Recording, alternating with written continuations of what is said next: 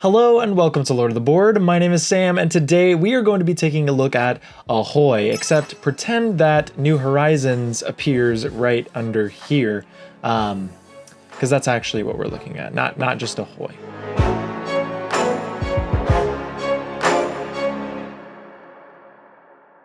If you do not know what Ahoy is, I am not going to go into all of the details about how the game works because I actually already have. I'm going to go ahead and link right above a video that I made that basically goes over everything you need to know about Ahoy, and I even included some sea shanties at the end of the video, so if you want to hear me singing terribly over some pretty rough piano playing, go ahead and check out that video. Please do that before you check out this video because this video is only going to go over the new stuff to this game. But with that being said, this is a prototype copy of the expansion, so all of the components that you are going to be looking at, those are not going to be final. Now in the original game, the game kind of came with two militant factions and then two insurgent factions is what I kind of call them. So the two militant factions are playing a game of area control. There was a blue faction and a yellow faction. In the first one, it was the Bluefin Squadron and the Mollusk Union.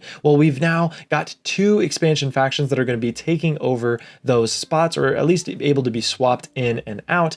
And then there was the smuggler class, which is kind of the insurgent faction. They're going to be increasing the wealth of the regions, which is going to help those control factions score more victory points. And in the original game of Ahoy, they actually worked the same. There was just two of them. So this expansion adds two brand new insurgent factions to be swapped in for smugglers, so you can do any combination that you want with this expansion for a total of 4 new factions to the game. That is what I have been waiting for so long, so I am just so excited that we are going to kind of finally be able to kind of play around with the system some more and figure out some more cool, unique combinations. And once again, thank you so much, Leader Games, for sending the copy to me in order to show you guys, the viewers.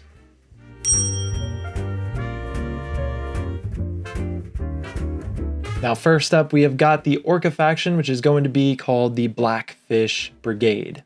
Now, the Blackfish Brigade is the new militant faction able to be swapped with the Bluefish Squadron. So there are a few things that don't change between the two.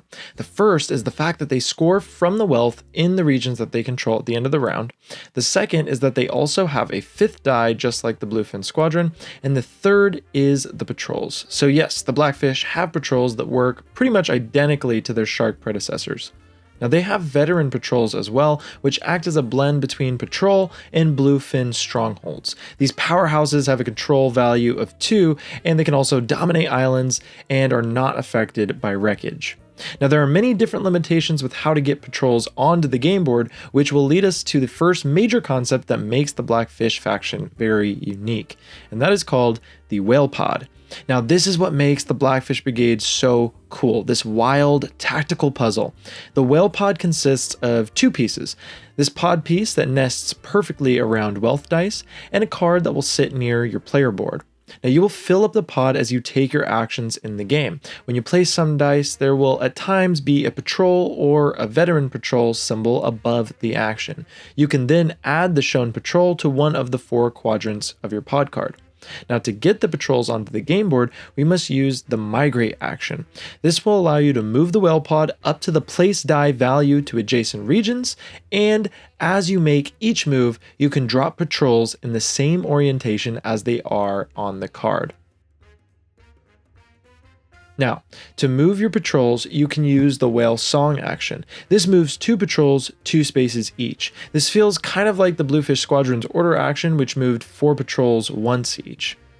Now, how do we actually get rid of the comrades? Well, this is where the tactical nature of this expansion continues even more. While balancing where your pod is moving and dropping its patrols along the way, you'll also want to place those pods in areas that your flagship can use to remove comrade tokens. The surge action allows you to move your flagship in a straight line towards any patrol, and along the way it will remove all the comrades on any island it passes. It's so powerful, but it's also limited by the board setup. So the Blackfish Brigade is really going to be playing a puzzling game of getting out their patrols strategically, lining them up so that you can use your flagship to surge across the map, wiping out all of those comrades along the way. And it is a blast to really kind of look at the board in such a tactical way and just kind of see the board differently than you've seen it before. Really enjoy what they were able to do with the Blackfish Squadron, but that leads us to the next faction.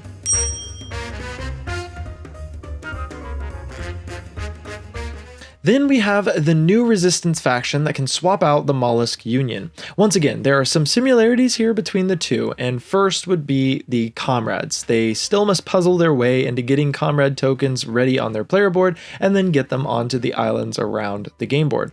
Now the second thing is that they also have a deck of plan cards, powerful abilities that can be used at many opportunities during their turns or during battle. Now, besides the fact that those 12 cards are completely different than the Mollusk Unions, there's actually a lot more that makes these turtles much different from the Mollusk Union. The range die would be probably the biggest thing. They have a range die, and this is rolled at the beginning of each round along with their other dice. But this dice actually determines your range for the round. Now, to understand why the range matters, we must look at these launchers. Now, you will have 4 launcher ships that can be placed on the board with a build action, and when placed, you are able to add any number of ready comrades under them. At the end of each and every round, you are able to shoot these comrades from your launchers and flagship. You can launch them up to your range in a straight line so long as they are placed on an island. Now your flagship will use comrades that are readied, while the launchers will use the comrades that are placed under them. Now your sail action is directly linked with how you get more comrades. When you sail and anchor at an island, you can gain 3 comrades, or instead, if you anchor by a launcher, you can actually add any number of ready comrades to that launcher. And this same effect actually works when you anchor after a tailwind. Now, to position your launchers for the end of your turn, you can use the aim action. This allows you to move 2 launchers up to the value of the die that you placed on the aim action. Readying your comrades, playing those plan cards, and really kind of planning out around your range die is kind of the whole strategy with this faction, and it is so much fun to be able to have a really good end of turn pulled off by shooting these comrades onto the islands. It is so satisfying. It's one of the most satisfying things, honestly. I really love this new kind of rebellion faction. It works so well, and I love all of the creative design space.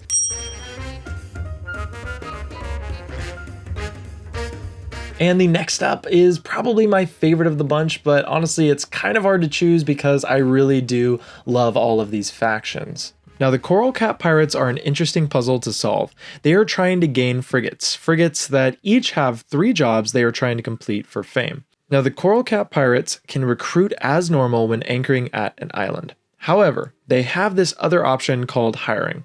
Now, hiring is how they actually deploy these frigates in their supply.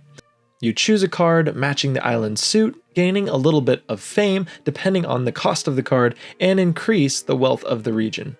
Now you will be placing this card covering everything but the art with the matching suit frigate card. So let's just say that you have the Spectre ship now.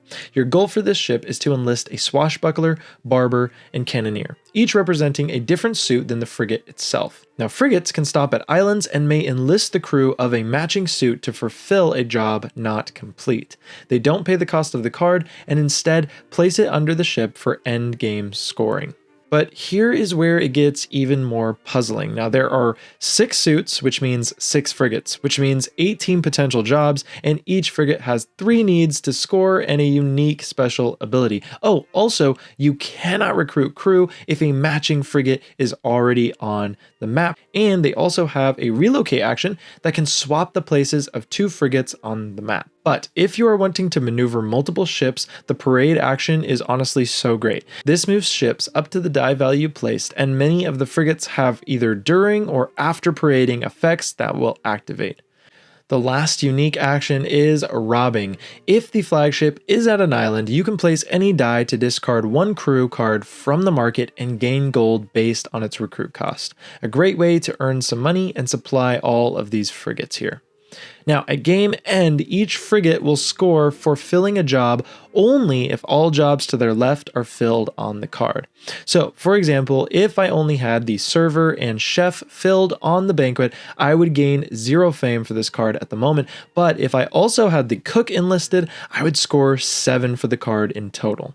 Now, during the game, as frigates are battled, they actually keep the damage tokens they gain on their frigate cards, and the Coral Cap Pirates will lose 1 point for every damage token collected this way at the end of the game. It is just such a fun game to try and puzzle out all of these different ships that you have built, that you are trying to get to different islands to collect all of their each individual jobs, and like, what order do you secure those jobs? Because you want to make sure you have them all from the left to actually score, but also it's like sometimes it's just better to get the one that scores you the most fame first because it's closer. Now, probably the most unique entry to Ahoy doesn't even sail at all.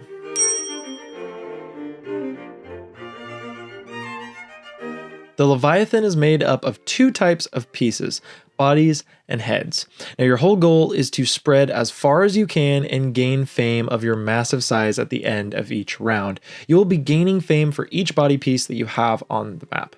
Now, the Leviathan manages 3 tracks while navigating the game. Speed, which determines their automatic movement of their heads at the start of each of their turns. This is also how they will actually be placing the collected body pieces from their board. Fangs, which will add its value to your roll when you attack in battle, and it will also determine how many body pieces you can gain when you actually win in a battle.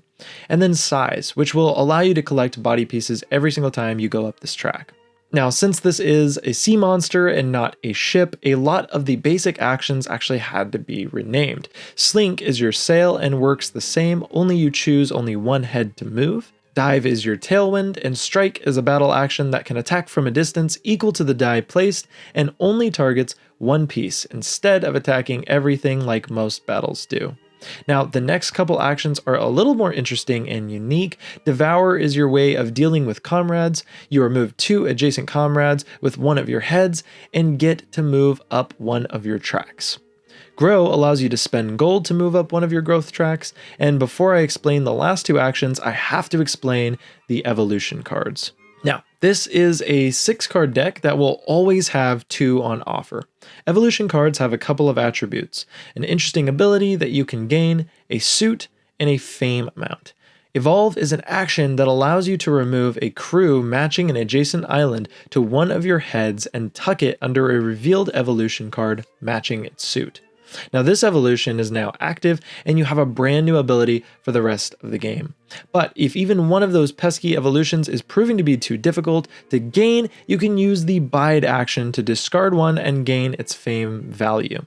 Now, one of the most intriguing things about the whole end of round scoring for the Leviathan is that it actually helps its opponents score more points. Now, they don't actually increase the wealth die. Instead, both the control factions, the blue and the yellow, they actually score an extra fame point if at least one piece of the Leviathan is in the region that they control and score for. And you want to hit the body parts at some point, even if it's going to benefit you, because they're going to score points for every body part, the Leviathan itself. So it is just such a fun faction to add to Ahoy. And so that is it. Those are the 4 new factions and a general idea of how they work and kind of what they bring to the table, how they change the game. Now, if you enjoy Ahoy, what is your current favorite faction in the game? And also, what is the faction that you are most looking forward to coming in this New Horizons expansion? I would love to chat with you down below, so definitely leave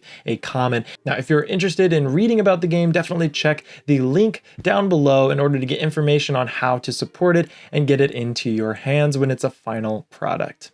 But hey, if you like the work that I do here, if you like the B-roll, if you like the music, if you like what I have to say, I would really appreciate it if you would leave a like down on the video. And if you want to see more, consider subscribing.